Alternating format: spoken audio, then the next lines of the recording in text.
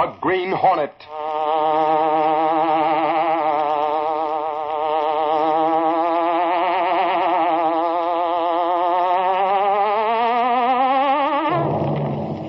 He hunts the biggest of all game, public enemies who try to destroy our America.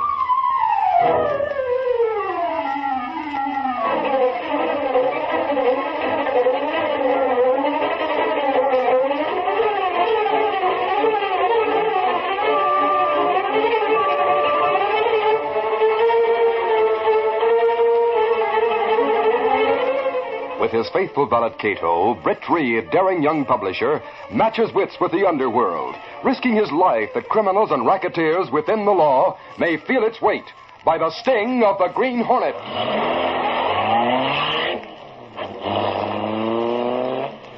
Ride with Britt Reid in the thrilling adventure, A Pair of Nylons. The Green Hornet strikes again.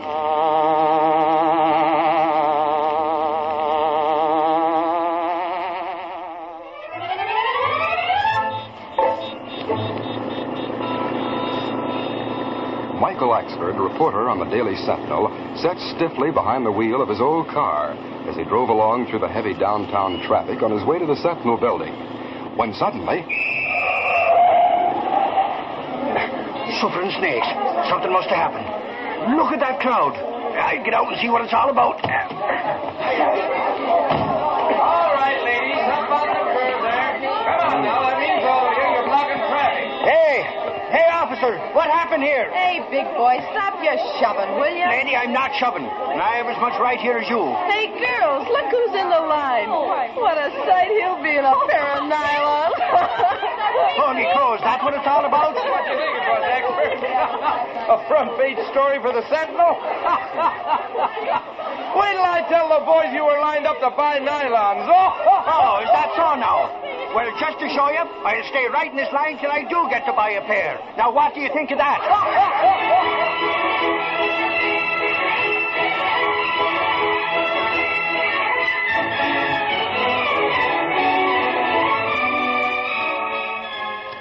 Good morning, Casey. Axford, I'm going to lock you out of this office if you can't learn not to slam that door. Lock me out, you say? Casey, you better think twice about that. Look, got a present for you. A present for me? Yep. Here, take the bag and open it. Hey, I don't get this. Must be some kind of a joke. And if it is Mike Axford, so help me out. Oh, it's a pair of hose. Nylons, that is. Nylons?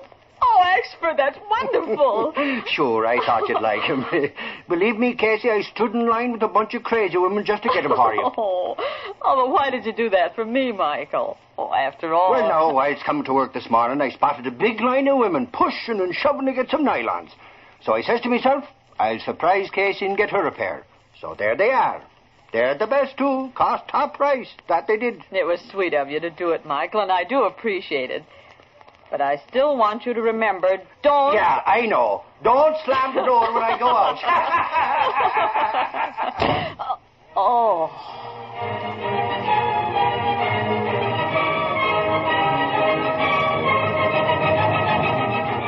The following afternoon, Lenore Case was in the office of Britt Reid, young publisher of the Daily Sentinel, taking dictation. Furthermore, it has always been the policy of the Daily Sentinel to... Hi, Reid. Hi, Casey. Oh, what's the use? I tell him time and time again not to burst in here when we're busy. It's all right, Miss Case. Forget it. Say no, Casey. Ain't you wearing them nylon stockings I got you? Those you have on look kind of wrinkled. Well, to tell the truth, Axford, I am wearing the hose you gave me. Well, they're definitely not nylons. Not nylons, you say? That's right. I washed them out last night before wearing them, and this is the result. Now, they're a cheap grade of rayon treated to look like nylons until they're washed. I hated to tell you. Great St. Patrick. I've been gypped, that I have. What's this all about? Axford got in one of those nylon lines yesterday to get me a pair. He thought he bought nylons, but, well, as I said, they aren't. Well, maybe the store made a mistake. Oh, I don't know about that, Mr. Reid. When I first saw the hose, I thought they were nylons, too. It wasn't until I rinsed them out that I knew they weren't. Holy crow. It's a racket, that's what it is. Could be, Axford. I want you to go back to that store and tell them about this.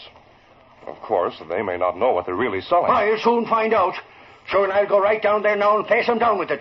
And what's more, I'll get me money back or else.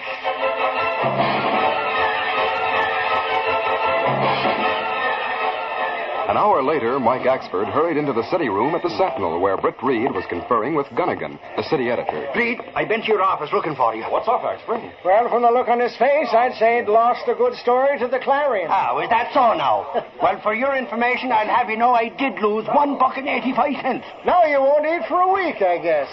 Tain't the money I mind. It's the way I lost it that riles me, Gunnigan. Are you still talking about those hose you bought for Miss Case? That I am, Reid. I got took in by a racket, just like I said. Well, what did you find out at the store? That's just it. It was just a hole in the wall place. And when I went back there a while ago, it was locked up. Nothing inside but a few empty glass cases. That will teach you to deal in the regular stores, Axford. You can be sure they're reliable. That guy'll go in anywhere to get a bargain. Then he yells every time he gets stung. Listen here, you. I don't have to take that from Axford. Skip it. I was just thinking. The people selling those hose yesterday must have taken that small place just for the day, to take advantage of the great demand for nylons. Reid, I'm going out every day and hop into every lineup for nylons that I come across.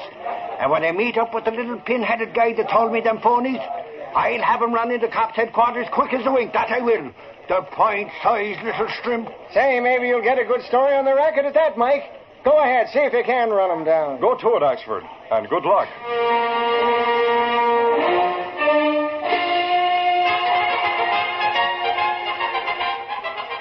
For 2 days, Axford wandered about the city, hunting for lineups in front of small shops. He found several and pushed inside to get a look at the salespeople, but each time he was disappointed.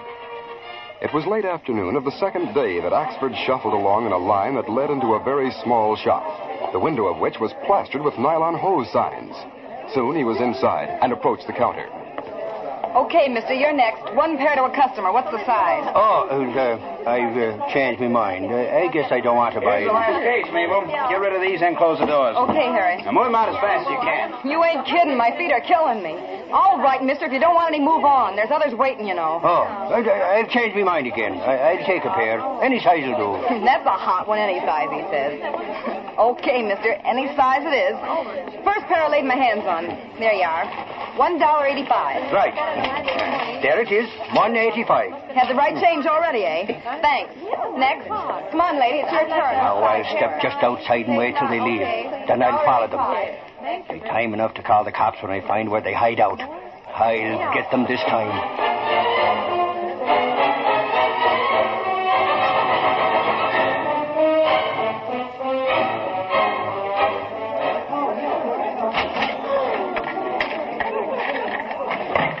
Here's your change, lady. Thank you.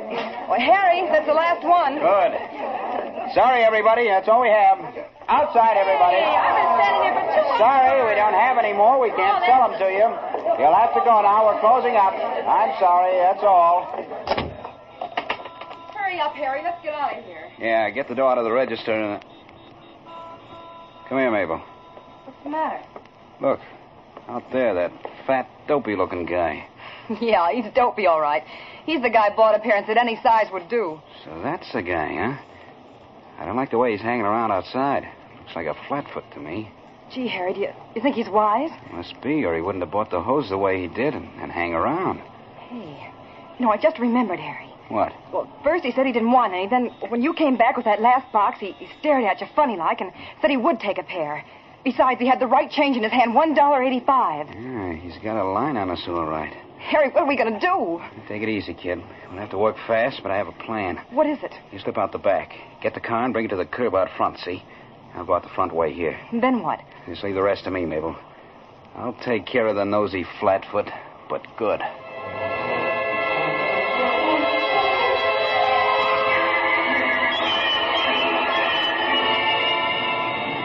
Meantime, Axford waited in front of the small shop.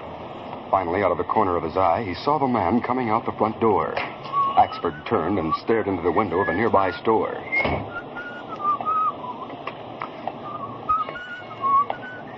You're off key, buddy, in more ways than one. It's a loaded gun you feel in your back, so keep quiet. Holy crow. Why do you You have get to... smart, don't you? Well, I'm out of your game, see? You're going to come along with us right now. Oh, no, I'm not. I'll have you...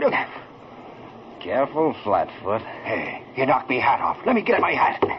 There's your hat. And if this gun goes off, it'll kick a bigger hole through you than I did through that derby. Here now, let's talk this over, me good man. After all, Get going. Tow that car at the curb. Okay. But you won't get away with this, you half-pint crook. Get in. You're sitting in the middle.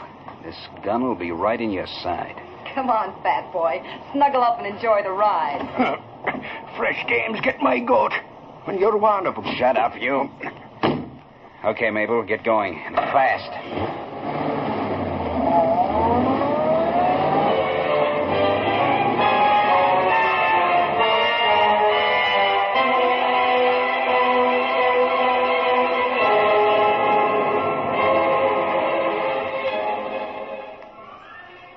It was after dusk when Lenore Case entered Britt Reid's office. Yes, Miss Case? Well, Mr. Reid, Gunnigan's raving because Axford hasn't come back or phoned in. He was supposed to be back to take that political assignment, you know. Well, Axford knew about that. He usually comes back when he knows he has an assignment. Well, Lowry came in, so Gunnigan sent him out in Axford's place. Well, good. Lowry will handle it all right. Strange, though, Axford didn't call in. Well, I think so, too. Of course, he may have been delayed. I'll get it, Mr. Reid. Mr. Reid's office? Oh, is that you, Miss Case? Yes, it is. This is Burke at headquarters. Is Axford there? Axford? No, he isn't, Sergeant Burke. In fact, we were just talking... I asked. One of our men picked up something belonging to Axford over on 10th Street. Just a minute, Sergeant. I'll let you talk to Mr. Reid. Sergeant Burke said that one of the policemen found something belonging to Axford over on 10th Street. I see. I'll talk to him. Hello, Sergeant Burke. What was it one of your men found? Hello, Mr. Reid. I called to say one of our men picked up Mike Axford's derby. He has his press card inside the hatband, you know. Axford's hat? Well, that's strange. Yeah. It had a hole in it like he'd been socked over the head or something. And lying beside it was a small paper bag containing a pair of women's stockings. Where were they found? In front of a hole in the wall joint on 10th, just off Water Street. You think anything could have happened to Axford? Well, yes, I do. He was trying to run down a nylon hose racket. He must have caught up with him. Great day. I'll go right down and look that place over. Axford spoke of a small, undersized man with an oddly shaped head. Pinhead is the word he used. Have your men look for a man of that description. Also put out a description of Axford and make an extensive search. Sure, Mr. Reid. And we'll be on the lookout for that undersized guy. Good. I feel that unless we find Axford soon, Sergeant, he may not be found alive.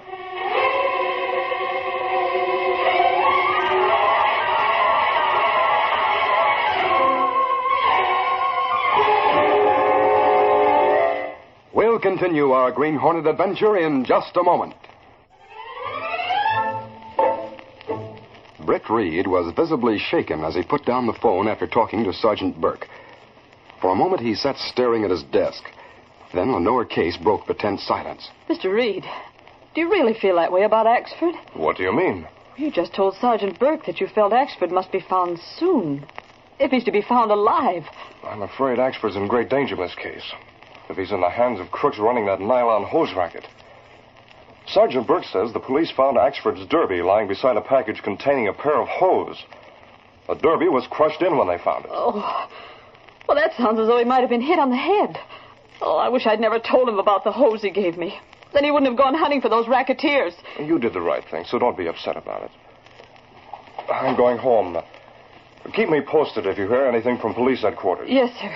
I'll stay a while in case they do phone. All right, Miss Case. Good night.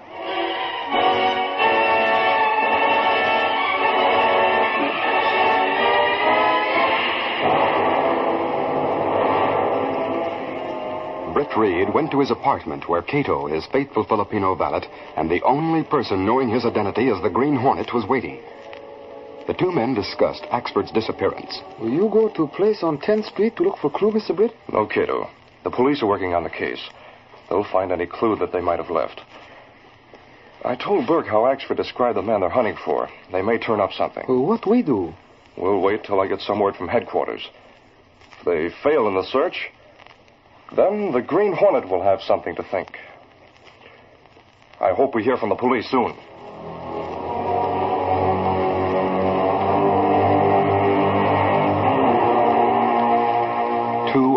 Passed by while Britt Reid and Kato waited impatiently for some news from police headquarters. Finally, the phone rang. Hello? Mr. Reid, this is Sergeant Burke. What have you found out? Plenty. When we searched that place on 10th Street, we found part of the wrapping that was used to hold the plain little bags they used to put the stockings in. Well? By means of that piece of wrapping, we traced the place where them bags came from. A wholesale paper house on Water Street. Good work. What else? We went there and found that 10,000 of them little bags had been sold to a funny-looking pint-sized guy who paid cash and didn't give his name. Well, that must be the man Axford was looking for. Sure. Well, we found out where the bags were delivered, Mr. Reid. To a small warehouse out on River Road about 2 miles out. We're going to go out and raid the place now. Sergeant, you and the force deserve a lot of credit for what you've accomplished so far. I'd like to be in on that raid. Okay, meet us out there in about 20 minutes. We'll bust that racket and find Axford at the same time. Right now, I'm more concerned about Axford. Sure, I know. I'll see you out at the warehouse, Mr. Reid. So long. Goodbye, Sergeant. Kato, you wait here. The police may settle this without the aid of the Green Hornet. But if they don't, I may have to call you to meet me with the Black Beauty. Oh, yes, sir. I'll be here, ready. Where you go now? To be on hand when the police raid a certain warehouse on River Road. And I sincerely hope they find Axford safe and sound.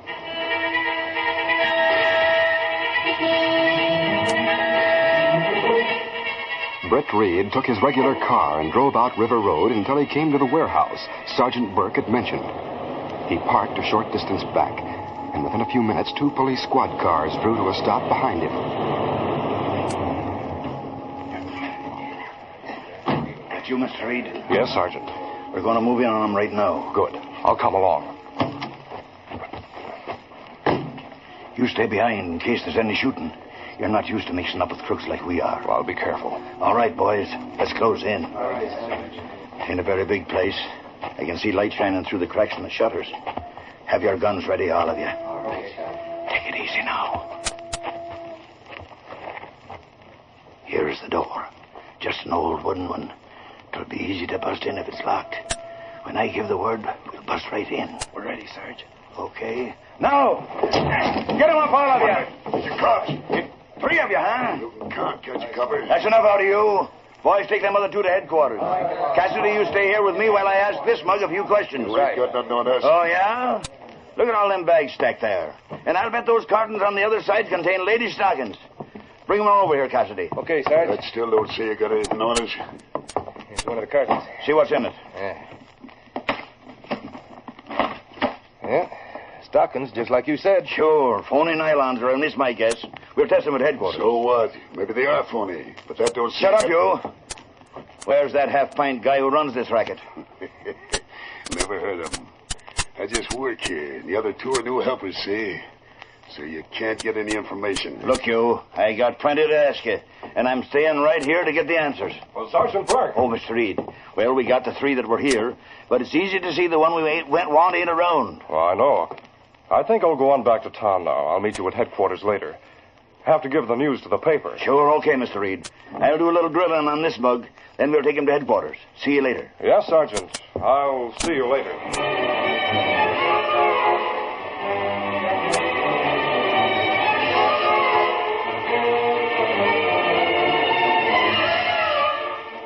Britt Reid drove along the road toward town until he came to a gas station where there was a phone booth. He put through a call to Kato and was soon giving him instructions. Come as fast as you can in the Black Beauty. I'll be parked on a dirt road to the left, just beyond the Red Top gas station on River Road. Oh, yes, sir. I'll be there in short time. I'll be waiting. Hurry.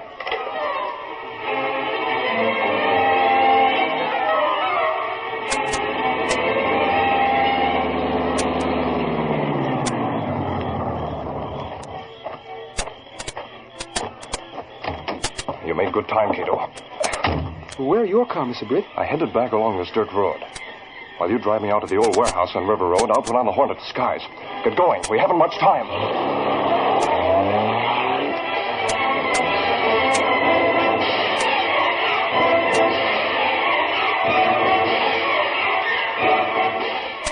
Arriving in the vicinity of the small warehouse, Britt Reid was relieved to see that the squad car was still there.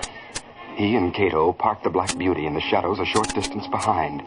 Then they went on foot to the squad car and crouched down behind it. Burke is still inside with that racketeer. The other 2 can't tell anything, I'm sure of that. The man Burke is questioning inside won't tell. He's the one we want. Well, you think he know where a small man is who'll take Axford away? Yes, I do think so. Anyway, that's what I'm going to find out if I can. Oh, they coming now? Yes. I'll stay on the off side of this car till I say the word. So what?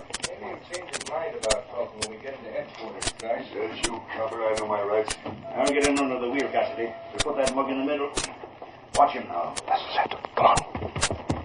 Hey, what the... Take it, you? No. Green Hornet, where you taking Cops out cold. Run quick. Hey, where you taking me? Car back here. Hurry. Come on. Hurry up. Hold on, Cassidy. Hey, you on the wheel! You left the guard at the warehouse. Here, car. Door open. I'll drive. Get in, you. I don't know. Get in. Okay. We leave and hurry.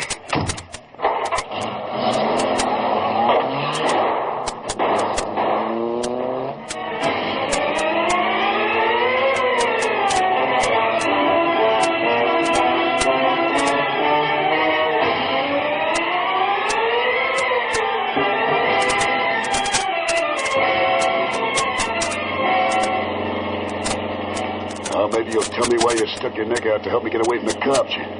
Maybe we both work for the same little boss. Yeah.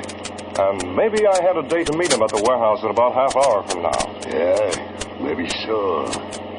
How come you got there when you did, then? Maybe I dropped past early, just to make sure it would be safe later. Oh, so that was it, huh? Hey, the boss is going there in a half an hour to run into the cops. That's right. Why don't you phone him and tip him off? He's got a phone at the place, all right, but he don't trust anyone with a number. You know where the place is? Sure, but... Then don't be a fool. Tell me where to go, and I'll take you there to warn him. You mean you don't know where he hides out? Look, I'm the Green Hornet. When we had business to discuss, the little boss always came to one of my hideouts. I've never been interested enough to care where he hid out. Well, I ain't so sure... If police catch him, it's too bad. Right. That little guy has some big plans for better rackets. But if he's caught, he might squeal about a killing or two. Say, I better show you where to go. Better warn the boss. Keep going, straight.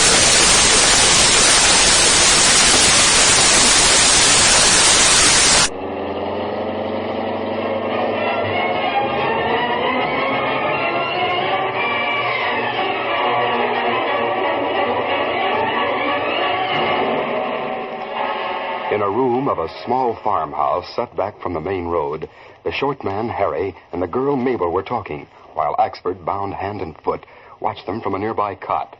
Hey, Harry, I don't see the sense in having Fat Boy with us like this. Can't we get rid of him? Mabel, I have a reason for keeping him with us. He was wise to the racket. Maybe he'd talk. Sure I did. And when the cops find you, they'll Oh, take shut care up, of will you? You see, Mabel, if the cops should find us, we can threaten to shoot this fat dope if they close in. After we make a getaway, we'll settle with him for snooping on our racket. You dirty little half-pint. If you hadn't had a gun, you and that dame would never have got me. I'd have shot that funny-shaped head of yours off your shoulders. You big windbag. Half-pint, am I? Oh! Hey, now the big stuff is passed out. What'd you do that for, Harry? It must be Spike. But I didn't hear a car drive up. With the noise that big lug was making, what'd you expect? Open the door. Hi, Harry. I come to... Get inside. Hey. What the? Take some of this, Spike. I'll come across it. Yes. The Green Hornet. I'll give you Guns something. don't scare me easily. Get at the gun. Hold it. I don't think so. I'm sick of you short stuff. Let go of that gun or I'll bite your hand off. Do not fight. I think not. I got gun now. She's a fine specimen of what a lady doesn't look like. And a lady never bites. What do you know about a lady, you... Here, sleep this off, Blondie. Here's Axford. He's out cold, but okay. We'll tie these three up and untie Axford. Then you can phone the police.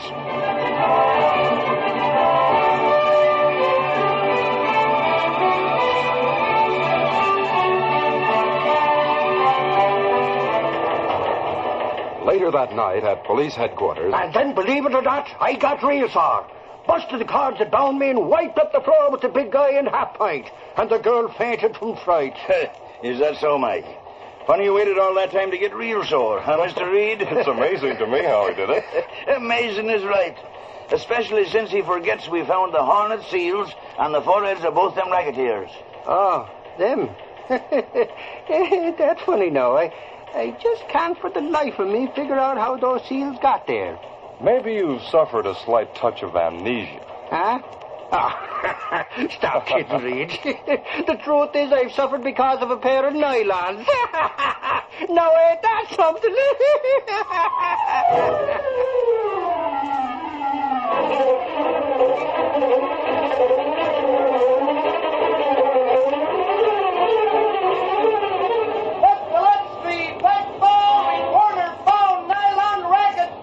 Green Hornet implicated. Read all about it. Green Hornet still at large. Central Street.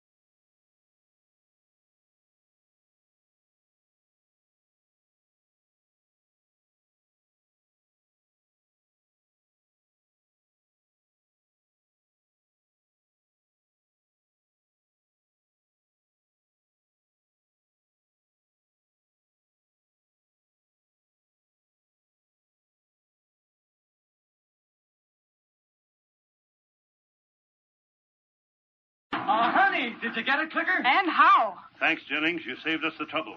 Put the cuffs on him. Okay, Doyle. Listen, officer, it's a mistake. I wasn't supposed to be here. Tell it to the judge, Kruger. Don't listen to him. He's in as deep as me. I tell you, the Green Hornet brought me and Slagle here. Sure he did, and a good job, too. The Green Hornet. Is that why you got the tip, Jennings? Yeah, and it worked smooth as clockwork. Trust the Green Hornet for that. So the Green Hornet's responsible for this, eh? Well, that's the first good thing he ever did. Listen, Sergeant, the Green Hornet's okay, see? No matter what people say, he's one guy I'm going to believe in from now on.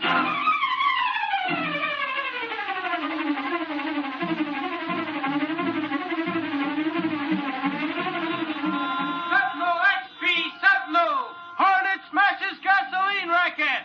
Slagle under arrest! Sentinel Pepper! Gasoline operators freed from racket rule! Green Hornet still at large! Sentinel XP!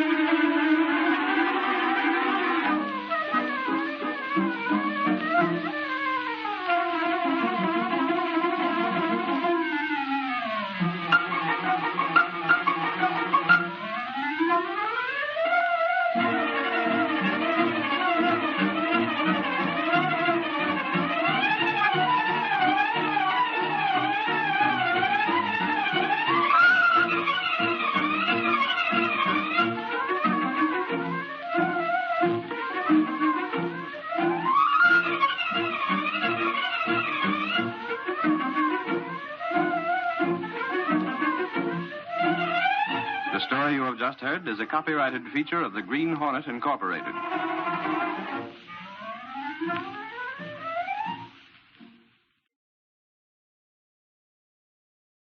This has been a RadioClassics.com presentation.